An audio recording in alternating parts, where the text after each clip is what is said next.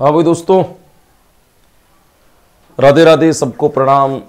जो है सबको मेरा नमस्ते।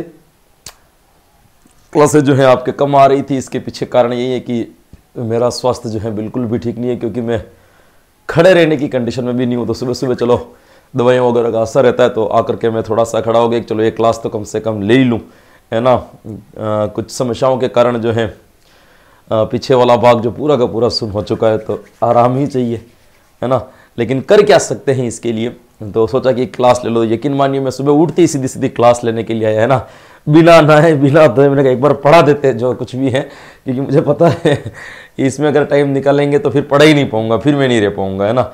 तो दोस्तों आज अपन बात करते हैं आपके शैक्षिक परिदृश्य रिवीजन की बात करेंगे दोस्तों। पूरी क्लास के अंतर्गत आज आपका जो है शैक्षिक परिदृश्य वाला जो भाग है वो क्या हो जाएगा दोस्तों, रिवीजन हो जाएगा। भाई शैक्षिक परिदृश्य वाला भाग क्या हो जाएगा, कंप्लीट। 3 यूनिट अपन को पढ़नी है दोस्तों। अधिगम के नवाचार पढ़ने हैं आपको, फिर उसके बाद में अपन पढ़ेंगे महत्वपूर्ण योजनाएं और पुरस्कार, और उसके बाद में जो अपन पढ़ेंगे एसएमसी और एसडीएमसी। 3 चीजें अपन को पढ़नी है। सब चीजों की मैं आपको घंटे भर की क्लास के अंतर्गत पूरा का पूरा क्लियर करवा दूंगा, क्योंकि क्लास है रिवीजन।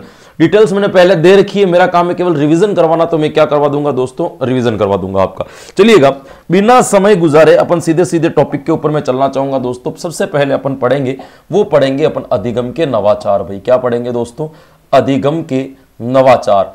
अधिगम के नवाचार के अंतर्गत आपको क्या क्या चीज याद रखनी है, तो दोस्तों ध्यान रखिएगा। अधिगम के नवाचार के अंतर्गत आपको सबसे पहले जो ध्यान रखना है वो रखना है, अधिगम के नवाचार के अंतर्गत एक चीज आती है जिसका नाम है SIQE। सबसे पहले आपको जो याद रखना है वो क्या याद रखना है दोस्तों, SIQE। क्या चीज होती है SIQE, तो इसके बारे में भी आपको पता होना चाहिए दोस्तों। इसका फुल फॉर्म क्या है दोस्तों, स्टेट इनिशिएटिव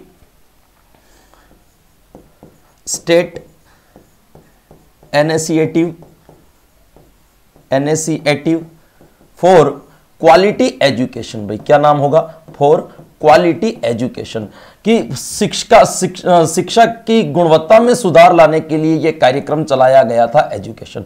तो दोस्तों क्या नाम है इसका, state initiative for quality education, जिसको अपन किस नाम से जानते हैं, SIQ के अंतर्गत। इसके अंदर 3 कार्यक्रमों को सम्मिलित। ये शुरुआत की बात करें दोस्तों तो 2015-16 आपको सत्र याद रखना है। 2015-16 को यह कार्यक्रम स्टार्ट किया गया था। इसके अंदर 3 चीजों को ऐड किया गया था। भाई कितनी चीजों को ऐड किया गया था दोस्तों, 3 चीजों को ऐड किया गया था। वो 3 चीजें कौन कौन सी थी दोस्तों, एक थी आपकी CCP यानी कि बाल केंद्रित शिक्षण। भाई किसको ऐड किया गया था दोस्तों, आपके एक ऐड किया गया था आपके बाल केंद्रित शिक्षण को, इसके अंतर्गत ऐड किया गया था दोस्तों, आपको याद रखनी है ना। एक आपकी किया गया था दोस्तों ABL एक्टिविटी बेस्ड लर्निंग, यानी कि गतिविधि आधारित शिक्षण को भी इसके अंदर क्या कर दिया गया था दोस्तों, गतिविधि आधारित शिक्षण को भी इसके अंदर क्या कर दिया गया था, ऐड कर दिया गया था। एक आपके ऐड किया गया था दोस्तों CCE यानी कि सतत एवं व्यापक मूल्यांकन को भी इसके अंदर ऐड किया गया था। तो 3 चीजों को मिलाया गया था। क्या क्या चीजें थी दोस्तों, एक थी CCP, एक था ABL, और एक कौन सा हो जाएगा आपका CCE, यानी कि 3 चीजों को इसके अंदर क्या कर दिया गया था, ऐड कर दिया गया था। ये आपको SIQE के बारे में क्या करना है दोस्तों, याद रखना है।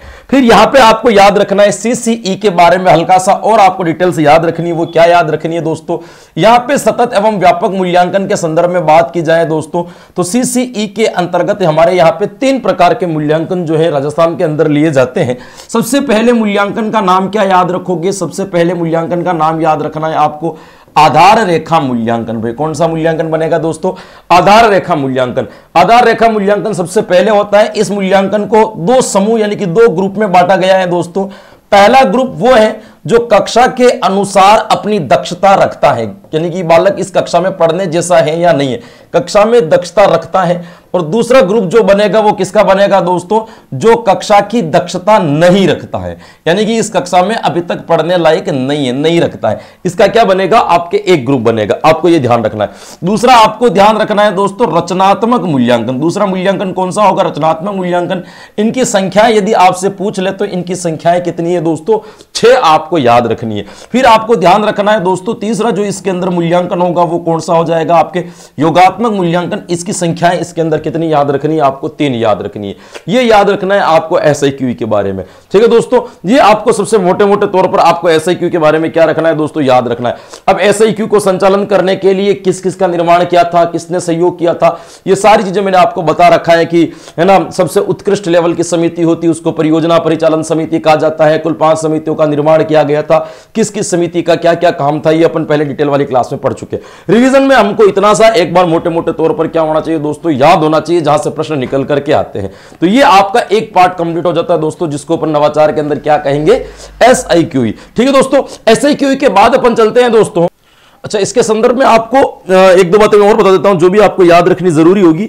देखिएगा, एक चीज यहां पे याद रखिएगा, SIQ के 2 चीजें चली थी। एक और आता है दोस्तों आपके संकुल संदर्भ विद्यालय। भाई क्या चीज है दोस्तों, संकुल संदर्भ विद्यालय। भाई एक चीज आती है आपके विद्यालय, और एक जो आता है दोस्तों वो आता है आपके लेब विद्यालय। ये दोनों जो खोले गए थे वो किसके आधार पर खोले गए थे दोस्तों, ये दोनों जो खोले गए थे दोनों किसके आधार पर खोले गए थे, तो आपको पता होना चाहिए दोस्तों।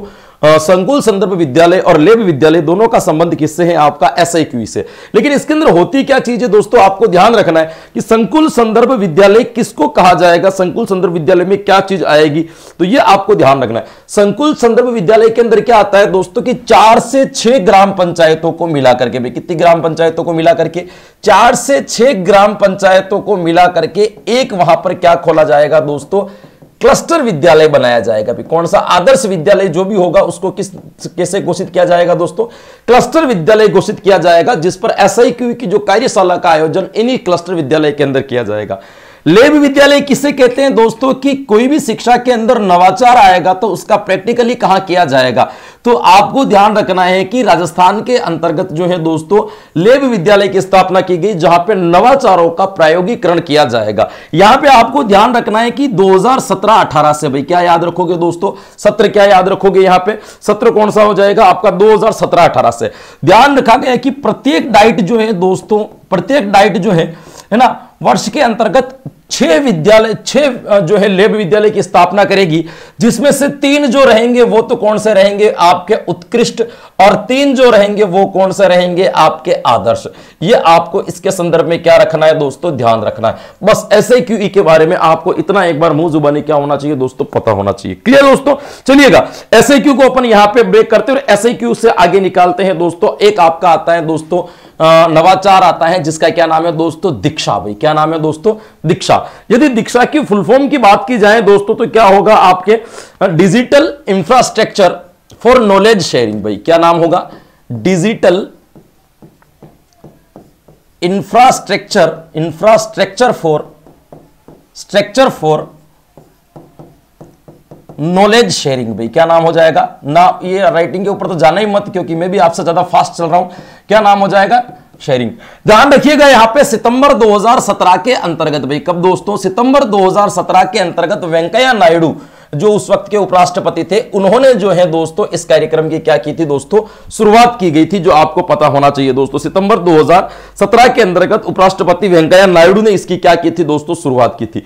इसके संदर्भ में याद रखना है दोस्तों, दीक्षा क्या है दोस्तों, तो दीक्षा एक प्रकार का वेब ब्राउजर भी है और एक एप्लीकेशन भी है, जिसके माध्यम से आपको क्या दी जाती है दोस्तों, ऐप भी है, जिसके माध्यम से क्या दी जाती है दोस्तों, शिक्षा दी जाती है। आपको यह संदर्भ क्या होना चाहिए दोस्तों, पता होना चाहिए। तो इसका पूरा नाम क्या हो जाएगा, digital infrastructure for knowledge sharing. सितंबर 2017 एक वेंकैया नायडू द्वारा इसकी शुरुआत की गई थी। ये एक प्रकार का वेब ब्राउजर भी है और एक प्रकार का क्या है दोस्तों, आपके एप्लीकेशन भी है। इसको विकसित किसने किया था, तो आपको नाम पता होना चाहिए दोस्तों, MHRD तथा NCERT के द्वारा इसको क्या किया गया था दोस्तों, विकसित किया गया था। यह भी आपको इसके संदर्भ में क्या होना चाहिए दोस्तों, पता होना चाहिए कि किसके द्वारा जो है दोस्तों इसको विकसित किया गया था, यह आपको पता होना चाहिए।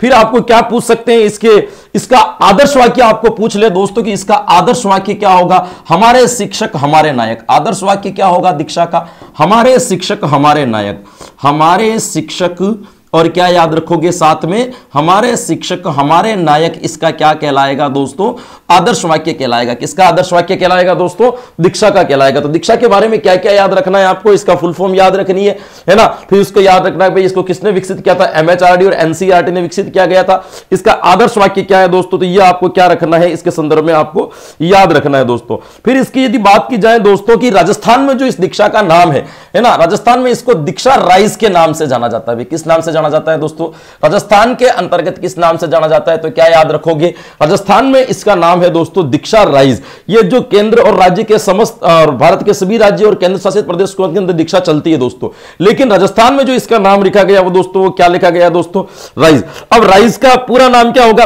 इंटरफेस फॉर स्कूल एजुकेटर्स भाई, है ना।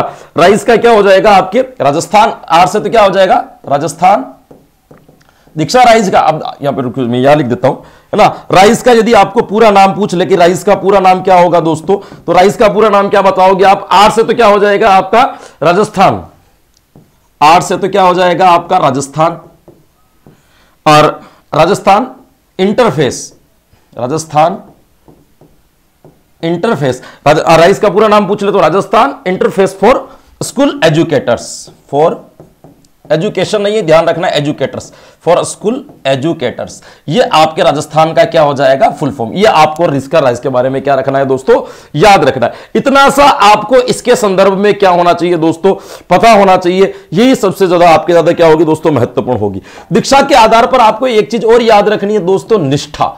क्या याद रखना है दोस्तों, दीक्षा के अंतर्गत ही एक और आपकी नई चीज आ जाती है जो दीक्षा से जुड़ी हुई, जिसका क्या नाम है दोस्तों, निष्ठा। 2019 के अंदर इसकी क्या होती है दोस्तों, शुरुआत होती है।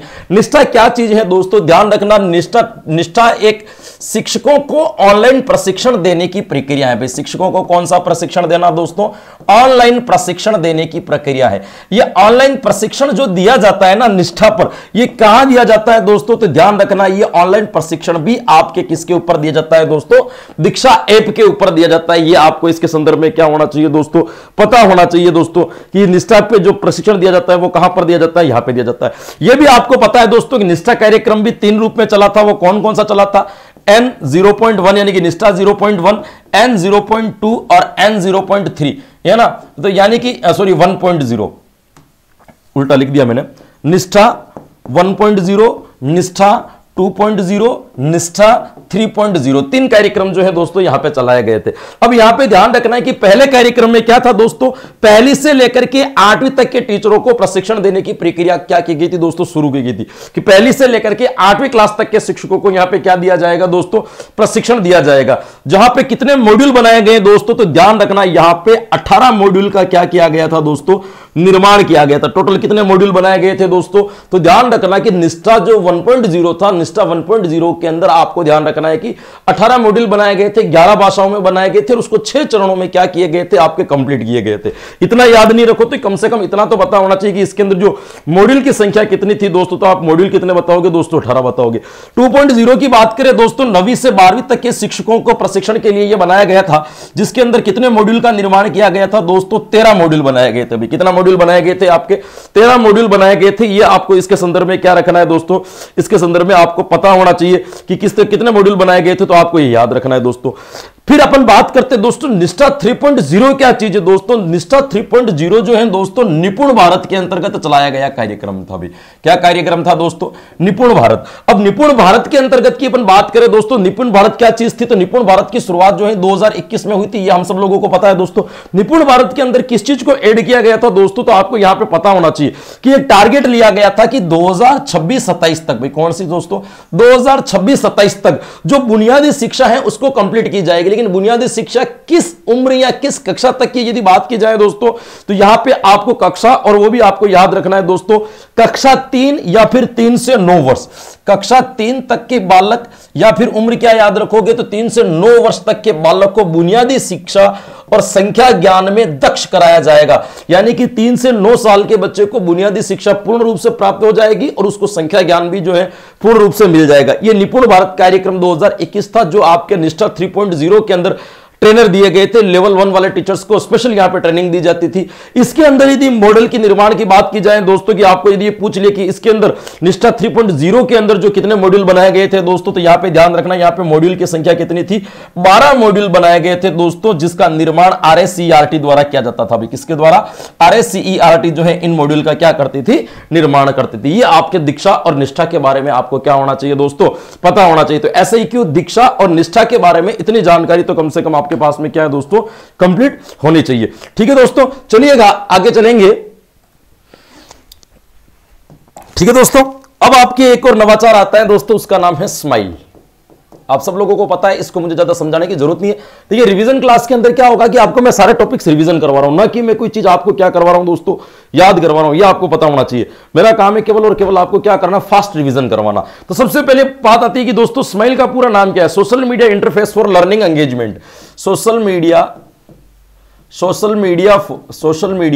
है ना, नाम फुल फॉर्म आपको याद है, इतनी रट रखी है कि मुझे शायद ये ऐसा नहीं लगता है कि आपको कभी मुझे ये चीज बतानी चाहिए, लेकिन फिर भी आपको ये चीज याद होनी चाहिए दोस्तों। Interface for learning engagement, interface for learning engagement. आप सब लोगों को पता है कि यह कार्यक्रम जो चलाया गया था कोरोना काल में, बालकों के लर्निंग गैप को कम करने के लिए इस कार्यक्रम की क्या की गई थी दोस्तों, शुरुआत की गई थी। राजस्थान स्कूल शिक्षा परिषद जयपुर जो है दोस्तों इसका संचालन करता है, और RSCERT द्वारा जो है इसका कंटेंट तैयार किया जाता था। यह आपको पता है सबको। स्माइल कार्यक्रम 3 स्टेप में चला था, स्माइल 1.0, स्माइल 2.0, स्माइल 3.0, सब लोगों को पता है। तो सबसे पहले बात करते हैं दोस्तों आपके स्माइल 1.0 की। किसकी बात करते हैं दोस्तों? सबसे पहले आपको पूछ लिया जाएगा दोस्तों कि स्माइल 1.0 कार्यक्रम जो है, स्माइल 1.0 की शुरुआत कब होती है दोस्तों? 13 अप्रैल 2020। क्या तारीख याद रखोगे? सबसे पहला कब चला था दोस्तों? 13 अप्रैल 2020 को कौन सा चला था आपके स्माइल 1.0। यह आपको डेट याद होगी दोस्तों। स्माइल 2.0 यदि आपको पूछ लिया जाए कि स्माइल 2.0 कब चला था, तो पहला जो स्माइल की शुरुआत हुई थी वो 13 अप्रैल 2020 को हो गई थी, लेकिन 2.0 जो चला था वो कब चला था दोस्तों? 2 नवंबर 2020। आपको क्या रखनी है यहां पे, डेट याद रखनी है। स्माइल 3.0 यदि आपको पूछ लिया जाए कि स्माइल 3.0 कार्यक्रम जो है वो कब चलागा, तो स्माइल 1.0 13 अप्रैल 2020, स्माइल 2.0 2 नवंबर 2020। इसका क्या हो जाएगा आपका, सही हो जाएगा। और इसका हो जाएगा आपके 21 जून 2021। भाई क्या हो जाएगा दोस्तों? 21 जून 2021 को जो है दोस्तों ये कार्यक्रम चला था। तो 3 कार्यक्रम आपको यहां पे याद रखने, स्माइल 1.0, 2.0, 3.0। अब यहां पे क्या दिया जाता था दोस्तों? तो ध्यान रखना कि स्माइल 1.0 के अंदर केवल ई कंटेंट उपलब्ध करवाया जाता था। क्या उपलब्ध करवाया जाता था दोस्तों? ई कंटेंट उपलब्ध करवाया जाता था। स्माइल 2.0 के अंदर क्या होता था दोस्तों? यहां पे कंटेंट तो मिलता था, साथ में मूल्यांकन के लिए बालकों को क्या दिया जाता था? गृह कार्य भी दिया जाता था। मूल्यांकन के लिए क्या दिया जाता था दोस्तों? गृह कार्य भी उपलब्ध कराया जाता था। 3.0 के अंदर क्या चीज थी दोस्तों? स्माइल 3.0 के अंदर कंटेंट भी था आपके, साथ में गृह कार्य भी था, और इसके साथ में साप्ताहिक प्रश्नोत्तरी या साप्ताहिक, इसको क्या कह सकते हैं दोस्तों, क्विज जो है वो भी चलती थी। साप्ताहिक प्रश्नोत्तरी भी बालकों को इसके संदर्भ में दी जाती थी। ध्यान रखना यह संपूर्ण शिक्षा जो है व्हाट्सएप ग्रुप के माध्यम से दी गई। किसके द्वारा दी गई दोस्तों? व्हाट्सएप ग्रुप के माध्यम से जो है दोस्तों ये शिक्षा दी गई थी। ये आपको स्माइल के संदर्भ में क्या रखना है दोस्तों, याद रखना है। तो सिंपल सी चीज, smile social media interface for learning engagement आपको याद रखना है।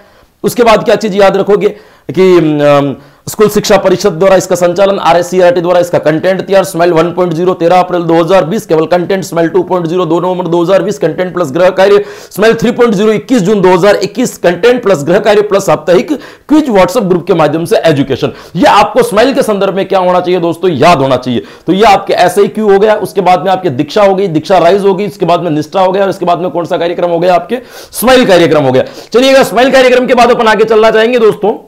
कार्यक्रम आता है दोस्तों, वह आता है आपके 2 कार्यक्रम यहां पे आपको याद रखने हैं। सबसे पहला एक तो आपको याद रखना है दोस्तों शिक्षा वाणी। क्या कार्यक्रम है दोस्तों? एक कार्यक्रम शुरुआत की गई थी दोस्तों जिसका क्या नाम है, शिक्षा वाणी कार्यक्रम। मुझे पता है कि यह कार्यक्रम भी आप लोगों को अच्छी तरीके से याद है दोस्तों। शिक्षा वाणी क्या था दोस्तों? शिक्षा वाणी एक प्रकार का रेडियो आधारित कार्यक्रम था। भी कौन सा कार्यक्रम था दोस्तों? रेडियो आधारित कार्यक्रम था। रेडियो आधारित कार्यक्रम का मतलब क्या हो गया कि रेडियो के आधार पर क्या दी जाती थी, यहां पे शिक्षा दी जाती थी। रेडियो के माध्यम से बालकों को क्या दी जाती थी, शिक्षा दी जाती थी। यह कार्यक्रम प्रतिदिन 55 मिनट के लिए संचालित होता था। कितने मिनट के लिए लिए दोस्तों 55 मिनट के लिए दोस्तों ये कार्यक्रम आता था। टोटल टाइमिंग इसकी क्या थी दोस्तों 55 मिनट। यदि आपको पूछ ले कि 55 मिनट की कितनी 11 बजे शुरू होता और 11:55 पे ये क्या हो जाता दोस्तों, ये कार्यक्रम आपके समाप्त हो जाता। शुरुआत की बात करें दोस्तों 11 मई 2020 को इसकी क्या की गई थी दोस्तों, शुरुआत की गई थी। भाई किसकी शुरुआत कब की गई थी दोस्तों, तो क्या याद रखोगे 11 मई 2020 को इसकी क्या की गई थी दोस्तों, शुरुआत की गई थी, है ना। तो यहां पे आपको ध्यान रखना है कि शिक्षावाणी क्या चीज है, रेडियो आधारित एक कार्यक्रम है जिसमें 55 मिनट तक शिक्षा से जुड़े हुए कार्यक्रम सुनाए जाते थे। पहली दूसरी वाले बच्चों को कहानी सुनाई जाती थी, बाकी सबको कंटेंट जो है उनके पुस्तकीय ज्ञान जो है दिया जाता था। ये मैंने आपको पहले बता रखा है, मीना की कहानी कैसे सुनाई जाती थी वगैरह वगैरह सब डिटेल्स मैंने पढ़ा रखी है। तो याद क्या रखोगे 11 मई 2020 रेडियो आधारित शिक्षा कार्यक्रम कितना चलेगा आपका, 55 मिनट जो है दोस्तों यहां पे क्या चलेगा आपका कार्यक्रम चलेगा। ये आपको इसके संदर्भ में क्या रखना है, थोड़ा सा याद रखना है। फिर आपको पूछ सकता है कि इसका ध्येय वाक्य क्या है, भाई इसका ध्येय वाक्य बताओ, इसका ध्येय वाक्य क्या है। तो ध्यान है कि रेडियो के क्या लगाने पड़ते, कान लगाने पड़ते दोस्तों। तो अपन क्या करेंगे दोस्तों, इसका हो जाएगा प्यारे बच्चों कान लगाओ, पढ़ते जाओ बढ़ते जाओ। क्या याद रखेगा दोस्तों, प्यारे बच्चों कान लगाओ, प्यारे बच्चों कान लगाओ पढ़ते जाओ बढ़ते जाओ। ये इसका क्या होगा दोस्तों, ध्येय वाक्य हो जाएगा। ये आपको याद रखना है इसके संदर्भ में, बढ़ते जाओ। ये आपको क्या रखना है दोस्तों, इसके संदर्भ में याद रखना। ये हो जाएगी आपकी शिक्षावाणी।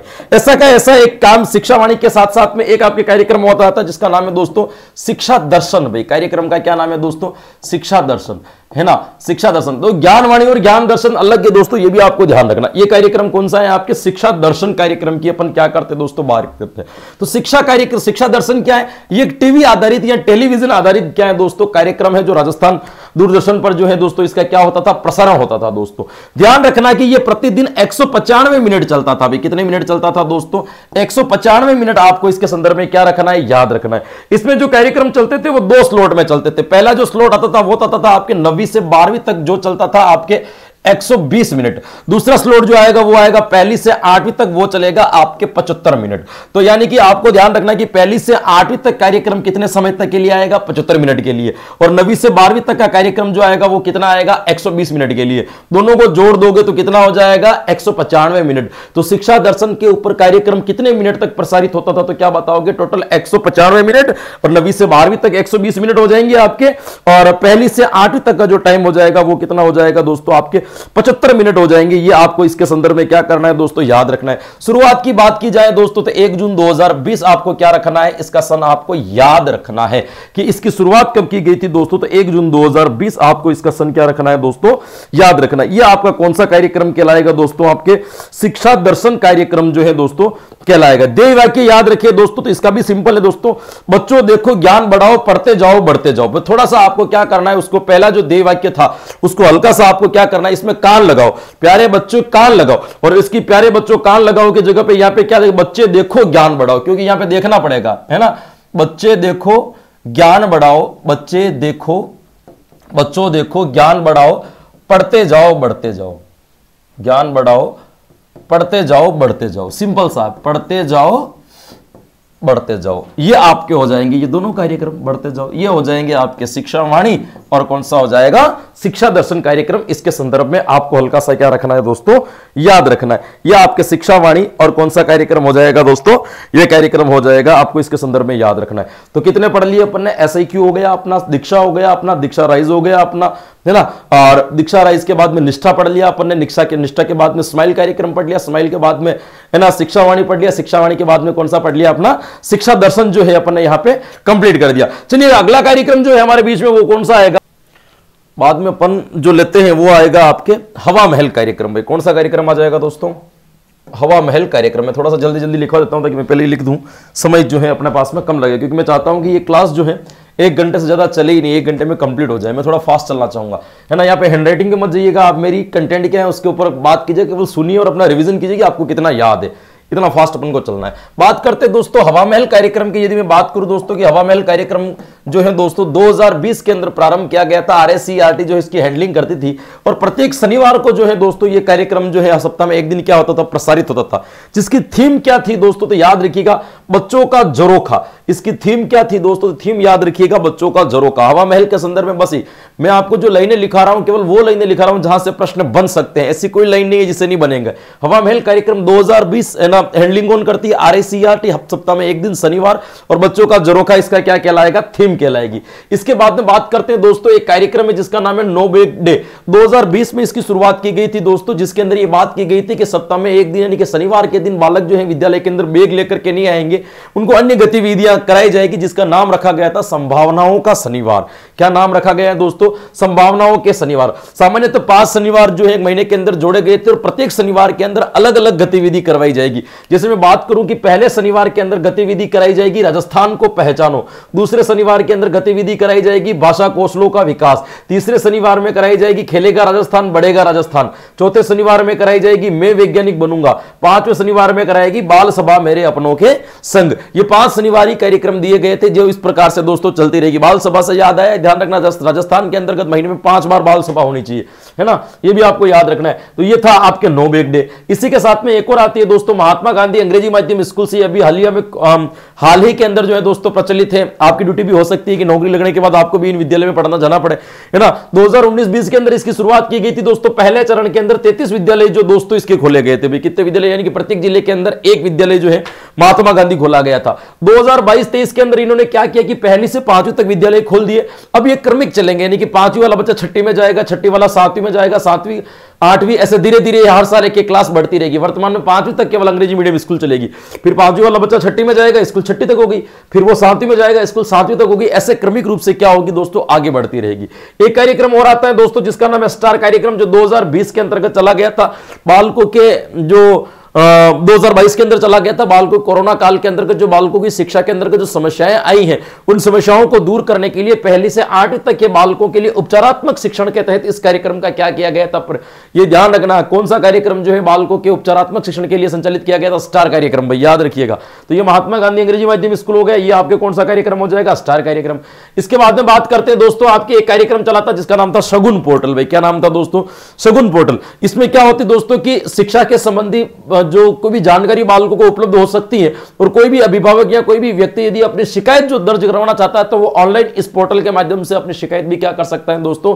दर्ज करवा सकता है। जिसकी शुरुआत कब हुई थी दोस्तों? 2019। आपको याद रखना है, सिंपल सा याद रखना है। एक कार्यक्रम है आपके जिसका नाम है स्कूल रेडीनेस कार्यक्रम। भाई क्या नाम है दोस्तों? स्कूल रेडीनेस कार्यक्रम। बहुत जल्दी मैं आपको ये करवा दूंगा, है ना, स्कूल रेडीनेस कार्यक्रम। स्कूल रेडीनेस कार्यक्रम की शुरुआत कब हुई थी? 2020 के अंतर्गत। इसके अंदर क्या चीज हुई दोस्तों की जो आपके पहली या दूसरी क्लास में जो बच्चे आते हैं वो पढ़ने के लिए विद्यालय में तैयार नहीं होते, तो उनको पहली क्लास में एडमिशन देने से पहले 12 सप्ताहों का एक पैकेज तैयार किया गया था RICERT के द्वारा। कि 12 सप्ताहों के इस पैकेज के अंतर्गत जो है, इस 3 महीने के एक पैकेज के अंदर उनको एक ऐसी शिक्षा दी जाती है कि बालक विद्यालय में धीरे धीरे ढलने लग जाता है, वो विद्यालय के साथ में एडजस्ट होने लग जाता है। यह था इनका रेडीनेस कार्यक्रम, जिसकी थीम क्या थी? तैयार बच्चे, तैयार स्कूल और तैयार अभिभावक। ये ना बच्चों को एडजस्ट करने के लिए चीज दी गई थी। डिटेल्स मैंने सारी पहले पढ़ा रखी है, मैं केवल भी आपको इस चीजों से केवल परिचय करवा रहा हूं कि ये है आपके टोटल। आदर्श विद्यालय योजना की बात की जाए दोस्तों, 2015-16 के अंदर खोला गया था और इसकी बात रखी गई थी कि प्रत्येक ग्राम पंचायत स्तर पर एक माध्यमिक या उच्च माध्यमिक विद्यालय जो होगा वो कैसा होगा? आदर्श विद्यालय होगा। आदर्श विद्यालय के अंदर यानी कि जितनी भी भौतिक और शैक्षिक सुविधाएं होगी वो परिपूर्ण होगी, है ना। शौचालय होगा, वाचनालय होगी, पानी पीने की उचित व्यवस्थाएं होगी, डिजिटल होगा, विद्यालय के अंदर लैब वगैरह होगी। ये सारी चीजें जो एक आदर्श विद्यालय के अंतर्गत आती है कि प्रत्येक ग्राम पंचायत पर एक आदर्श विद्यालय की स्थापना की जाएगी, आपको याद रखना है। देखिए यहां पे मैंने 2 आवासीय विद्यालय की बात कर रहा हूं दोस्तों। एक का नाम है कस्तूरबा गांधी आवासीय विद्यालय और एक का नाम है शारदा बालिका छात्रावास। दोनों आपके लड़कियों के लिए आवासीय विद्यालय। दोनों के अंदर अंतर याद रखना है आपको कि कस्तूरबा गांधी जो विद्यालय है वो कौन सा चलेगा? आपके 6 से 12, जबकि शारदा विद्यालय जो है वो कितना चलेगा? आपके कक्षा 9 से 12। यहां पे आपको याद रखना है कि कस्तूरबा गांधी जो आवासीय विद्यालय है उसके अंदर वंचित बालिकाओं को शिक्षा से जोड़ने के लिए ये आवासीय विद्यालय खोले गए थे, जबकि शारदा बालिका जो है वो किसके लिए? SC ST OBC अल्पसंख्यक या जो भी अल्पसंख्यक या BPL परिवार के जितने भी लोग आते हैं वो इसके अंतर्गत जो है इस आवासीय विद्यालय की जो है लाभ ले सकते हैं। इसकी स्थापना जो कस्तूरबा गांधी KGBV की स्थापना की गई थी 2004 में और यह चल रहा था आपके 2009-10 से। लेकिन ध्यान रखना 2018-19 से कस्तूरबा गांधी आवासीय विद्यालय और शारदा बालिका छात्रावास दोनों का संचालन समग्र शिक्षा अभियान द्वारा किया जा रहा है। किसके द्वारा किया जा रहा है दोस्तों? समग्र शिक्षा अभियान द्वारा जो है दोस्तों इसको जो है दोस्तों चल रही है। यह आपको कस्तूरबा गांधी विद्यालय और शारदा बालिका छात्रावास के संदर्भ में क्या रखना है दोस्तों? याद रखना है। मैंने दोनों कंपेयर करके जो है आपको बता दिए। चलिएगा आगे लेकर के जाऊंगा दोस्तों। आत्मरक्षा प्रशिक्षण आयोजन कार्यक्रम 2013-14 से चल शुरू है। कक्षा 9 से 12 तक पढ़ने वाली बालिकाओं अपना सुरक्षा सेल्फ डिफेंस के लिए कि अपनी आत्म सुरक्षा कैसे कर सकें, इसके लिए ट्रेनिंग का जो है एक आयोजन, एक कार्यक्रम चलाया गया था कि जिनको विद्यालय स्तर पर ट्रेनिंग दी जाती है समय समय पर। इसकी शुरुआत कब की गई थी? 2013-14 में। ये आप सब लोग जानते हैं दोस्तों। एक और कार्यक्रम है जिसका नाम है स्वामी विवेकानंद मॉडल स्कूल, है ना, 2014-15 के अंदर शुरू हुआ था। छठी से लेकर के 12वीं तक का ये विद्यालय चलता है, जिसमें अंग्रेजी माध्यम से दोस्तों जो क्या है दोस्तों शिक्षा दी जाती है। ये भी आपको ध्यान रखना है कि शुरुआत में जब ये विवेकानंद स्कूल खोले गए थे केंद्र की तर्ज पर, तो कुछ वित्तीय भार केंद्र भी उठाती थी। 2015-16 से आपको ध्यान रखना है कि सारा भार जो है वो कौन उठा रही है? आपकी राज्य सरकार उठा रही है। किससे टोटल वित्तीय भार किसके ऊपर है? राज्य सरकार के ऊपर है। स्वामी विवेकानंद के अंदर ध्यान रखना 11वीं-12वीं के अंदर जो वैकल्पिक विषय होते हैं उसमें केवल साइंस है, साइंस मैथ्स ही अंग्रेजी माध्यम से पढ़ाई जाएगी। आपको ये भी याद रखना है। यहां पे आपको याद रखना है कि विवेकानंद मॉडल स्कूल जितने भी हैं उसके अंदर प्रत्येक 25 बच्चों के ऊपर एक शिक्षक लगाया जाएगा और प्रति 40 बच्चों के ऊपर एक क्लासरूम बनाया जाएगा। यानी कि शिक्षक छात्र अनुपात 1:25 है और कक्षा छात्र अनुपात पूछ ले तो आप कितना बताओगे? 1:40 जो है दोस्तों आपके यहां पे माना जाएगा। क्लियर? चलिएगा, एक कार्यक्रम है जिसका नाम है शाला संबलन अभियान। ये विद्यालय को संबलन प्रदान करने के लिए कार्यक्रम चलाया गया था 15 सितंबर 2021 को। ये क्या है दोस्तों? तो एक प्रकार का एप्लीकेशन है। ठीक उसी प्रकार का एक और कार्यक्रम है जिसका नाम है शाला सिद्धि, जो नवंबर 2015 के अंदर चला था। इसकी थीम याद रखिएगा, हमारी शाला ऐसी हो, है ना। शाला संबलन और शाला सिद्ध का नाम एक जैसे, शाला दर्शन, शाला दर्पण, शाला सिद्ध, शाला संबलन, ये एक जैसे नाम है। तो आपको याद रखना है, शाला संबलन एक विद्यालय को संबलन प्रदान करने के लिए एप्लीकेशन लॉन्च किया गया था। शाला सिद्धि कार्यक्रम 2015 में चलाया गया था, जिसकी जो थीम थी वो क्या थी दोस्तों? हमारी शाला ऐसी हो। एक कार्यक्रम आया था दोस्तों जिसका नाम है लहर कार्यक्रम, जो कक्षा 1 से 2 के लिए चलाया गया था। 2012-13 के अंदर इस कार्यक्रम को शुरुआत की गई थी, जिसका उद्देश्य जो था बालकों के नामांकन को बढ़ाना, बालकों के नामांकन बढ़ाने के बाद बालकों का ठहराव करना और इन बालकों को गुणवत्तापूर्ण शिक्षा प्रदान करना, इनका मुख्य उद्देश्य था, जिसके लिए लहर कार्यक्रम चलाया गया था। एक कार्यक्रम चलाया गया था जिसका नाम था कल्प कार्यक्रम, जो 2004-5 के अंदर किया गया था। 6ठी से लेकर के 8वीं तक के बालकों को कंप्यूटर शिक्षा देने के लिए इस कार्यक्रम का क्या किया गया था दोस्तों? संचालन किया गया था। कौन सी कक्षा? याद रखिएगा, कक्षा 6 से लेकर के 8 तक के लिए कौन सा चलाया गया था? क्योंकि 2 कार्यक्रम चलाए थे, क्लिक कार्यक्रम चला था, एक कल्प कार्यक्रम चला था। दोनों कंप्यूटर से जुड़े हुए थे, आपको याद रखना है। कल्प जो है वो 6ठी से 8वीं तक के लिए था। अब एक कार्यक्रम आता है दोस्तों शाला दर्पण कार्यक्रम। ये सबसे इंपॉर्टेंट है, आपको ध्यान रखना है, क्योंकि नौकरी लगने के बाद इस एप्लीकेशन से आपको बहुत टकराना है। 2015-16 के अंदर ये चला था दोस्तों। इसके ऊपर विद्यार्थी, विद्यालय और शिक्षक की संबंधित समस्त सूचनाएं ऑनलाइन डालनी पड़ती है। विद्यालय की समस्त सूचनाएं जो ऑनलाइन जो डाली जाती है वो कहां डाली जाती है दोस्तों? शाला दर्पण, यानी बालक से संबंधित, विद्यालय से संबंधित और शिक्षा से संबंधित सारी सूचनाएं आपको यहां पे मिल जाएगी। मैंने कहा था कि कल्प और क्लिक दोनों कंप्यूटर से जुड़ी हुई है। कल्प के अंदर 6ठी से 8वीं है, क्लिक के अंदर 6ठी से 10वीं है। दोनों को अंदर आपको क्या रखना है? कंप्यूटर से जुड़ी हुई है। ये 2017-18 से शुरू हुआ था। इसके अंदर भी कंप्यूटर क्या दिया जाता है? आपके प्रशिक्षण दिया जाता है। तो कल्प और क्लिक में हल्का सा आपको अंतर जो है दोस्तों वो भी क्या रखना है? याद रखना है भाई दोस्तों, भूलिएगा मत। ये थे आपके जो थे दोस्तों, वो क्या थे? आपके अधिगम के नवाचार, जो मैंने महत्वपूर्ण थे, वो बहुत शॉर्ट तरीके से आपको बता दिए। क्लियर दोस्तों? अब अपन बात किसकी करेंगे? अब अपने सामने जो आएंगे दोस्तों वो क्या आएंगे? आपके पुरस्कार। और किसकी बात करेंगे अपन? योजनाओं की बात करेंगे। दूसरे यूनिट की आपके शैक्षिक परिदृश्य की जो आती है वो कौन कौन सी आती है दोस्तों?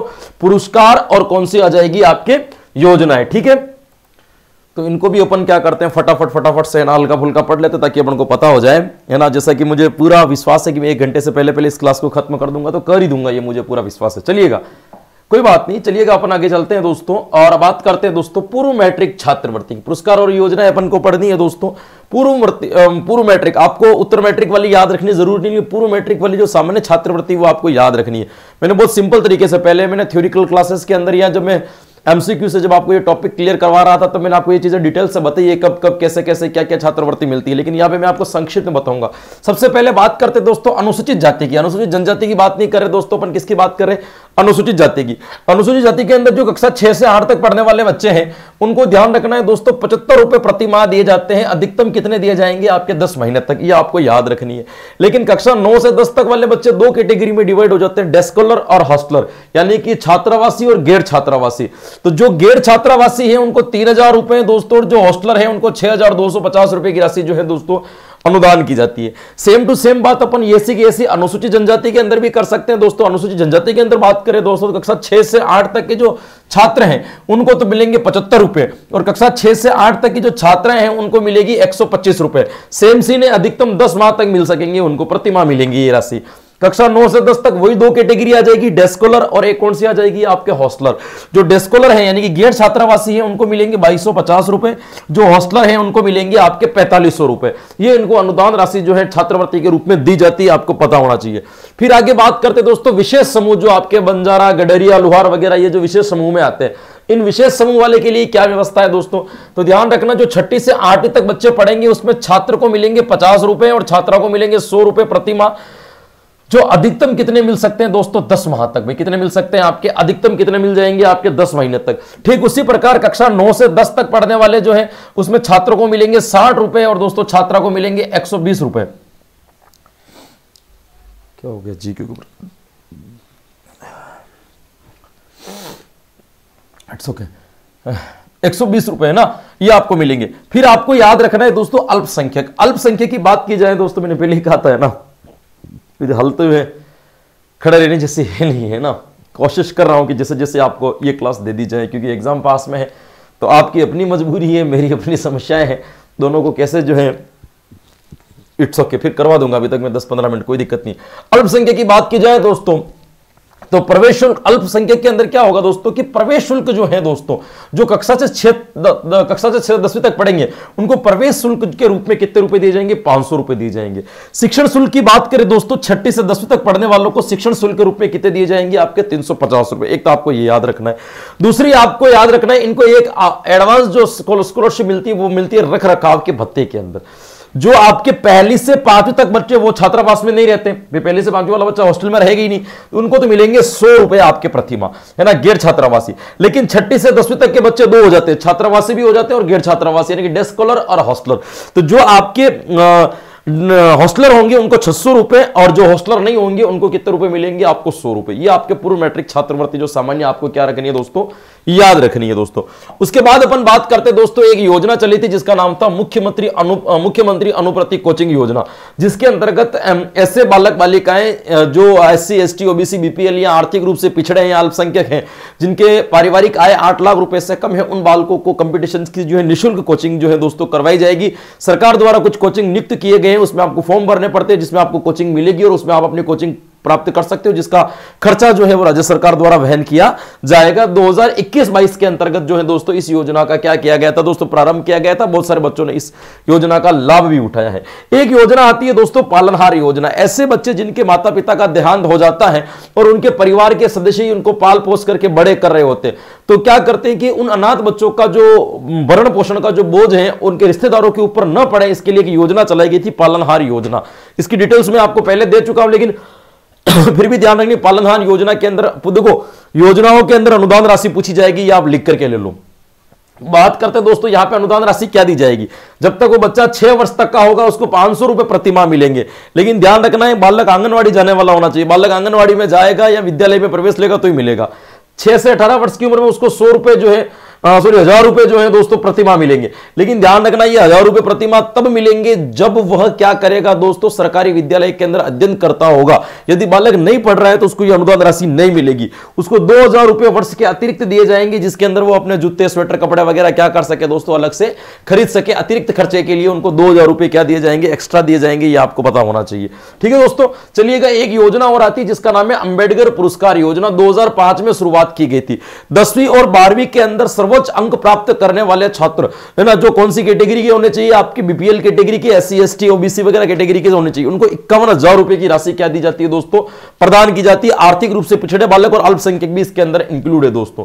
एक योजना चलती है जिसका नाम है देवनारायण गुरुकुल योजना, जो 2011-12 के अंदर जो है इसको प्रारंभ किया गया था दोस्तों, है ना। इसके अंदर क्या था कि प्रति वर्ष 500 बच्चों को ऐसे विद्यालय के अंदर एडमिशन दिलाया जाता था जो प्राइवेट सेक्टर के अंदर उच्च गुणवत्ता वाले विद्यालय हो, है ना, प्राइवेट स्कूल हो जिसकी क्वालिटी जो है बहुत अच्छी हो। ऐसे विद्यालय में 500 छात्रों को प्रतिवर्ष क्या दिलाया जाता था, एडमिशन। कौन सी योजना के तहत, देवनारायण गुरुकुल योजना के तहत। आजकल तो RT एक्ट के तरफ वैसे ही 25% सीटें आरक्षित कर दी गई है, तो इस योजना का कोई ज्यादा कुछ खास रह नहीं गया है, लेकिन पहले था।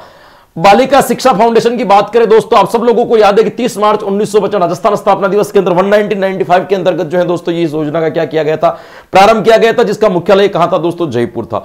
आप सब लोगों को पता है कि दोस्तों इसके अंतर्गत लगभग 8 योजनाओं का संचालन वर्तमान में किया जा रहा है। ये जिसके अंतर्गत 8 योजनाओं का संचालन किया जा रहा है, इस 8 योजनाओं के जो खर्चे का भार है वो कहां से लिया जाता है, तो वो भी आप लोगों को पता है कि जितने भी निजी विद्यालय जो अपने नामांकन के लिए, प्राइवेट विद्यालय जो अपने लाइसेंस के लिए अप्लाइड करते हैं, उसके लिए जो सरकार को राशि जमा करवाती है, वो सारी की सारी राशि सारी की सारी राशि जो है आपके बालिका शिक्षा फाउंडेशन के ऊपर क्या की जाती है दोस्तों, खर्च की जाती है। राशि कैसे दी जाती है ये भी आपको पूछ लो। कोई बालक पहली से 8वीं तक जो है दोस्तों यदि आपके मान्यता ले रहा है तो उसको 10,000 रुपए राशि जमा करवानी पड़ती है। कोई 9वीं से 10वीं तक के विद्यालय की जो है मान्यता ले रहा है तो उसको 50,000 रुपए की राशि जमा करवानेगी। और 11वीं 12वीं के लिए कितनी जमा करवानी पड़ती है तो 70,000 रुपए। और 11वीं 12वीं के अंदर ये कोई संकाय अतिरिक्त रहता है, जैसे विज्ञान संकाय 70,000 में ले लिया, अब उसको आर्ट्स भी लेना है तो उसकी 30,000 रुपए उसको और अलग से जमा करवाने पड़ेंगे। तो ये जो पैसे हैं वो कहां खर्च होते हैं, आपके बालिका फाउंडेशन, बालिका शिक्षा फाउंडेशन के अंदर। बालिका शिक्षा फाउंडेशन के अंदर 2 प्रकार की समितियां बनी होती है, एक शासी परिषद, एक कार्यकारिणी परिषद। दोस्तों ये राजनीतिक ढांचा है, ये प्रशासनिक ढांचा है। दोस्तों ध्यान रखना, शासी परिषद का अध्यक्ष मुख्यमंत्री होता है, कार्यकारी परिषद का कौन होगा, मुख्य सचिव। ये सब लोगों को आपको पता है। देखिए अब बालिका शिक्षा फाउंडेशन के अंदर कौन कौन सी योजनाएं चलती है। एक का नाम है दोस्तों गार्गी पुरस्कार, 1997 से ये योजनाएं लगभग शुरू होती आ रही दोस्तों। माध्यमिक शिक्षा कक्षा 10th के अंदर 75% से अधिक अंक प्राप्त करने वाली बालिकाओं को दोस्तों बसंत पंचमी के दिन 6,000 रुपए की राशि प्रदान की जाती है, जो पहले 2 किस्तों में होती थी। 11वीं में 3,000 मिलते थे, 12वीं में 3,000 मिलते थे। अब वर्तमान में 6,000 रुपए उनको एक मुश्त दिए जाते हैं दोस्तों, याद रखना। ऐसा एक और योजना है जिसका नाम है बालिका प्रोत्साहन पुरस्कार योजना, 2008-9 से आ रही है दोस्तों। 12वीं क्लास में 75% अंक प्राप्त करने वाली बालिकाओं को यह पुरस्कार दिया जाता है। यह भी बसंत पंचमी के अंदर दिया जाता है और एक मुश्त उनको 5,000 रुपए की राशि दी जाती है। तो गार्गी पुरस्कार और बालिका प्रोत्साहन पुरस्कार दोनों बसंत पंचमी पर दिया जाता है, 6,000 और 5,000 रुपए। ये राशि का डिवाइडेशन जो है आपको याद रखना है। एक आती है योजना जिसका नाम है दोस्तों आपकी बेटी योजना। 2005-6 के अंदर इस योजना की क्या की गई थी दोस्तों, शुरुआत की गई थी दोस्तों। कक्षा 1 से 12 तक की बालिकाएं जो है इसके अंदर इंक्लूड रहती हैं।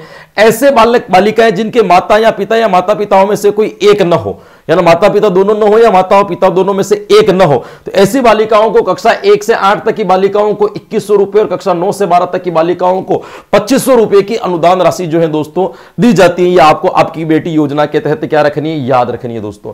एक आती है दोस्तों आपके शारीरिक अक्षमता युक्त आर्थिक सबलता पुरस्कार योजना, है ना। ये 2004-5 में शुरू की गई थी दोस्तों। कक्षा 1 से लेकर के 12वीं तक के लिए चली थी। ऐसी बालिकाएं जो शारीरिक रूप से अक्षम है, ऐसी बालिकाओं को 1 से 8वीं तक की बालिकाओं को 2,000 रुपए और 9वीं से 12वीं तक पढ़ने वाली बालिकाओं को 5,000 रुपए दिए जाते हैं। ध्यान रखना, एक ऐसा पुरस्कार ओके मुख्य बधिर, है ना, आर्थिक सबल, मुख्य बधिर अक्षमता युक्त आर्थिक सबलता पुरस्कार, यानी कि जो बोल नहीं सकते, सुन नहीं सकते या जिनको दिखाई नहीं देता है, इस प्रकार की जो बालिकाएं हैं, अंधे बहरे गूंगे प्रकार की बालिकाएं हैं, उनको भी इतनी ही राशि जो है दोस्तों प्रदान की जाती है, 2,000 5,000 रुपए। मुख्यमंत्री हमारी बेटियां योजना, एक योजना का क्या नाम, ये सारी की सारी बालिका शिक्षा फाउंडेशन के अंतर्गत आती है।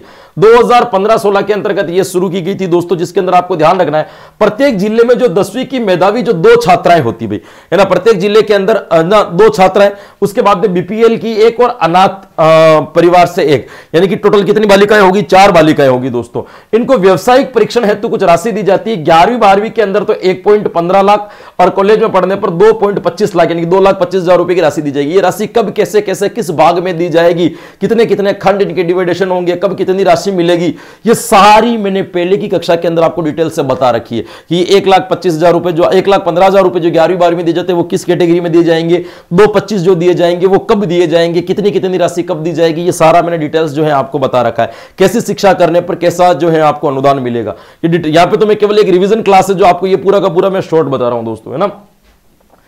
एक आती है दोस्तों विदेश में स्नातक, यानी कि विदेश में कॉलेज करने के लिए, विदेश में ग्रेजुएशन करने के लिए योजना चलाई गई थी। योजना 11-12 में शुरू हुई थी दोस्तों। कक्षा 10 में मेरिट आने वाली प्रथम 3 छात्राओं को विदेश में पढ़ने के लिए भेजा जाएगा, जिसका खर्चा जो है सरकार द्वारा वहन किया जाएगा। खर्चा कितना वहन कर सकती है, 25 लाख रुपए प्रति वर्ष अधिकतम जो है वो उस खर्चे को वहन करेगी और बालिकाओं को जो है विदेश में क्या प्राप्त कर सकती है, बालिकाएं शिक्षा प्राप्त कर सकती है, आपको याद रखनी है। एक योजना आती है जिसका नाम है दोस्तों इंदिरा प्रियदर्शनी योजना। 2019-20 में जो है इसकी शुरुआत की गई थी। 8वीं 10वीं और 12वीं में जिले लेवल पर प्रथम स्थान प्राप्त करने वाली छात्राओं को यह पुरस्कार दिया जाता है। 8वीं वाली बालिकाओं को 40,000 रुपए, 10वीं को 75,000 रुपए और 12वीं में जो आती है उसको 1 लाख रुपए की अनुदान राशि प्लस इसके साथ में स्कूटी भी दी जाती है। क्या दी जाएगी दोस्तों? स्कूटी भी दी जाएगी, ये याद रखिएगा। इंस्पायर्ड अवार्ड की बात करें, आप में से बहुत सारे लोगों को मिला होगा। 2009-10 से गुजरात से जो इसकी गांधीनगर से जो है इसका प्रारंभ होता है दोस्तों।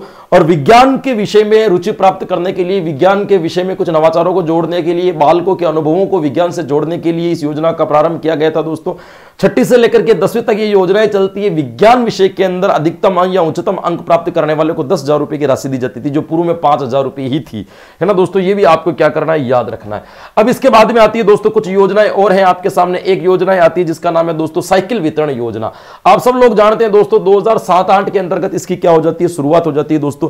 सरकारी विद्यालय में अध्ययनरत कक्षा 9 की छात्राओं को जो है दोस्तों क्या दी जाती है, आपके साइकिल दी जाएगी, आपको ध्यान रखना है। लेकिन ध्यान रखना है एक और योजना है जिसका नाम है ट्रांसपोर्ट वाउचर योजना, जो मैं भी आपको आगे पढ़ाऊंगा।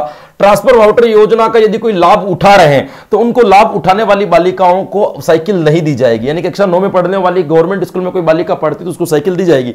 लेकिन यदि वो ट्रांसपोर्ट वाउचर योजना का लाभ ले रही है तो उसको साइकिल वितरण योजना का लाभ नहीं मिलेगा। ठीक उसी तरह से एक और योजना आती है दोस्तों जिसका नाम है निशुल्क पाठ्य पुस्तक वितरण योजना। 2004-5 में इसकी शुरुआत हुई थी। 1ली से 8वीं तक के बालकों को जो है दोस्तों आपके निःशुल्क दी जाती थी। ध्यान रखना SC ST वर्ग प्लस छात्राओं को 9वीं से 12वीं तक की पुस्तकें भी निःशुल्क दी जाती। वर्तमान में सभी बालकों के लिए जो दोस्तों पुस्तकीय और प्रवेश शुल्क विद्यालयों के अंतर्गत नहीं लिया जाता है कक्षा 12 तक के लिए, ये भी आपको याद रखना है।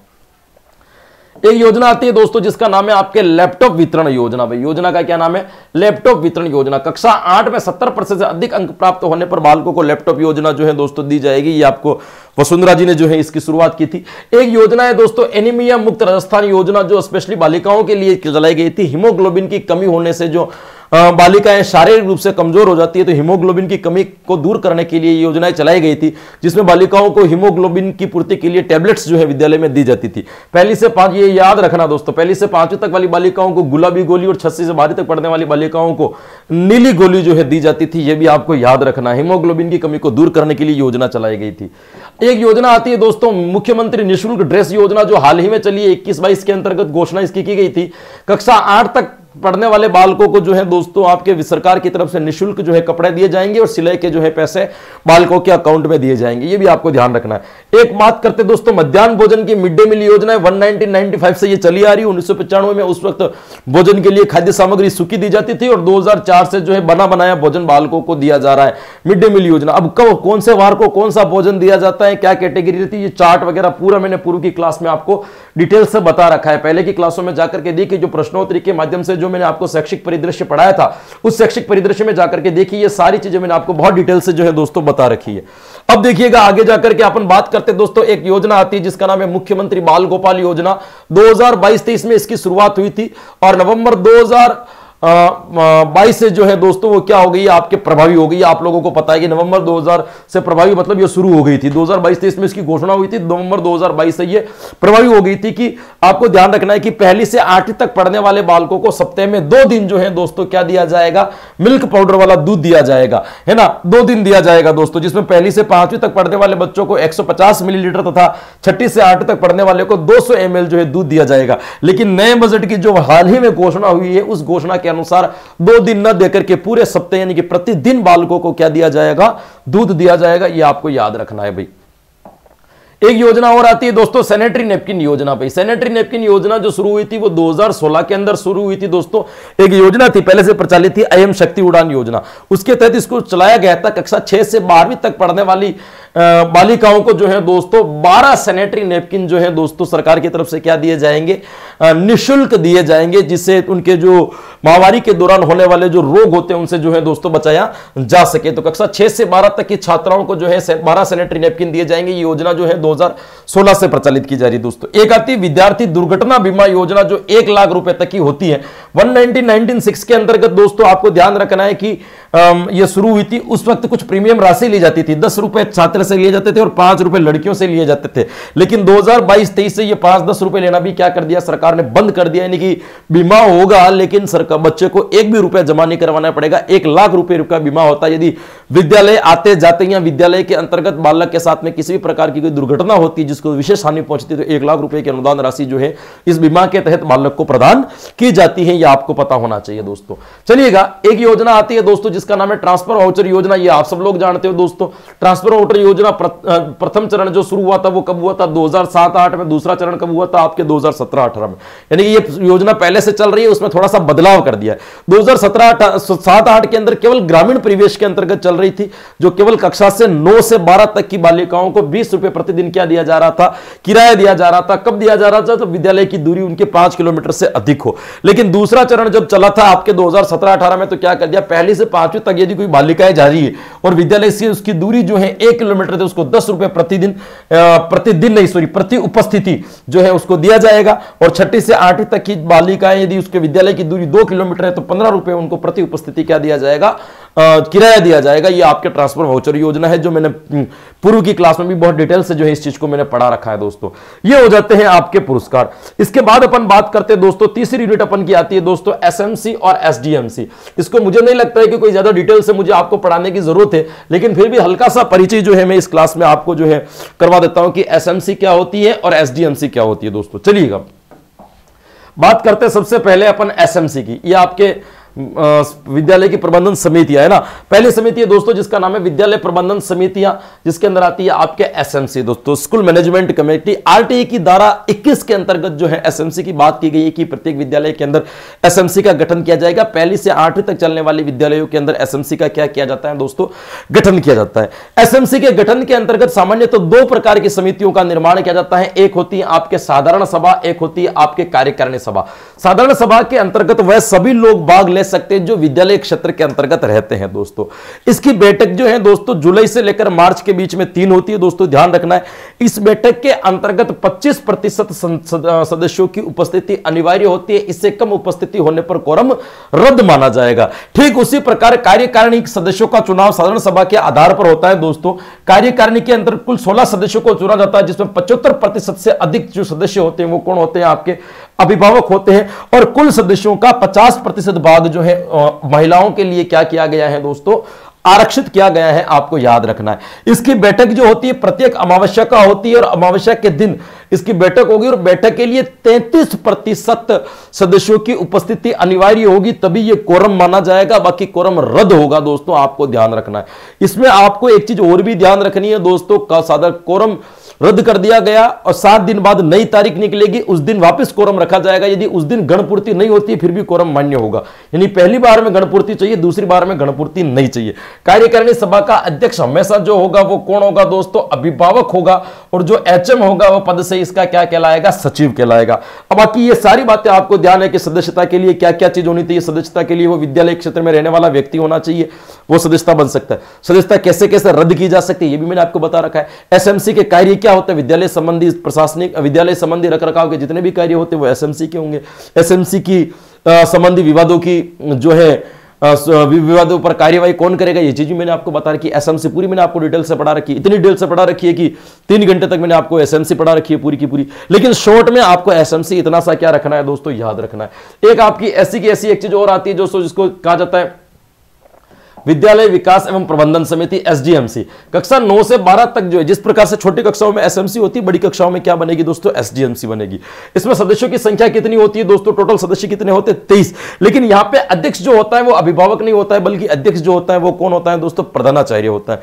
इसकी बैठक भी अमावस्या को होगी। इसमें कोरम के लिए 50% उपस्थिति क्या मानी गई है दोस्तों, अनिवार्य मानी गई, ये भी आपको याद रखनी है। एसडीएमसी की दोस्तों 2 उप समितियां और बनाई गई। एक का नाम है भवन निर्माण उप समिति, जिसके अंदर 6 सदस्य होते हैं। एक होती है शैक्षिक प्रक्रिया उप समिति, जिसके अंदर सदस्यों की संख्या कितनी होती है दोस्तों, 8 सदस्य जो है इसके अंदर क्या किए गए दोस्तों, नियुक्त किए गए हैं। ये आपको एसडीएमसी के बारे में क्या रखना है दोस्तों, याद रखना। ये थी एक 50 से 52 मिनट की क्लास, जिसमें सुपर फास्ट तरीके से मैंने आपका शैक्षिक परिदृश्य का क्या करवा दिया दोस्तों, रिवीजन करवा दिया कि कौन कौन सी चीज आपको याद रखनी है। ये वो डाटा है जो आपको मुंह जुबानी कम से कम क्या होना चाहिए दोस्तों, याद होना चाहिए। और भगवान ने चाहा तो इस 55 मिनट की क्लास में से आपको 100% 5-7 प्रश्न एग्जाम में टकराते हुए नजर आएंगे, ऐसा मेरा विश्वास है, ऐसा मेरा दावा है। ऐसी एक क्लास में आईसीटी की और एक क्लास आपके शिक्षा मनोविज्ञान की और लगाने वाला हूं दोस्तों, जिससे आपकी तैयारी थोड़ी सी क्या हो जाए, मजबूत हो जाए, है ना। मैं प्रश्नों एमसीक्यू की क्लास जो है मेरे कुछ व्यक्तिगत कारणों की वजह से बीच में रुक गई थी, इसका अपन क्या कर सकते हैं ना, लेकिन अब टाइम आपके पास अभी कम है तो उस समय का हम सदुपयोग करेंगे और आपकी तैयारी को मजबूत जो है दोस्तों आप करते रहिए। मिलिएगा फिर नई क्लास के साथ में, तब तक के लिए Jai Hind, Radhe Radhe and good bye.